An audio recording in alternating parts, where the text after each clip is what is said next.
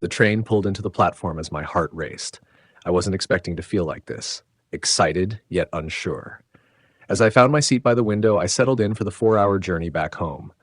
The sounds of chatter, the clink of luggage, and the rustle of the train's slow movement comforted me. I glanced around and saw her.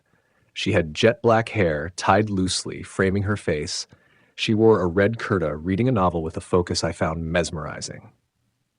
I tried to look away, but my eyes kept wandering back. It was like she had some pull, something magical that made me want to know more. As the train began to move, I put in my earbuds, hoping the music might distract me from the intrigue. But after a while, my gaze betrayed me again, and this time I caught her looking back. She smiled. It was a soft, polite smile, and it threw me off. I gave an awkward nod in response, and she laughed quietly. Her laughter broke the ice, and I asked, "Good book?" "It's all right," she said, closing it and looking over with genuine interest, "but I'm more interested in talking to a fellow traveler." Her name was Mira, a literature student going to a town just 2 stops before mine. We started chatting, and soon I found myself telling her everything, my college stories, favorite films, and the silly things I'd done. For hours, it was as if nothing else existed, just me, her, and the shared rhythm of the train. The world outside the window faded as we discussed life, dreams, and everything in between. Somewhere around the 3rd station, she rested her head on the seat and looked out the window, deep in thought.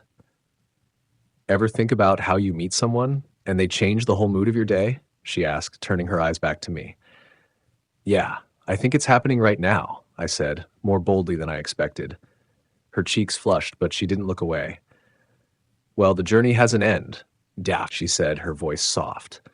As we neared her stop, I wanted to ask her for her number or some way to keep in touch, but it felt like that might break the magic. The train slowed, and she stood up, gathering her things.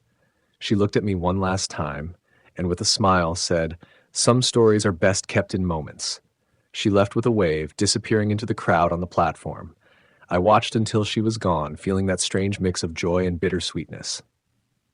The train pulled away, and I was alone again, yet not quite, because for that one journey I knew we'd shared a story that would stay with me forever.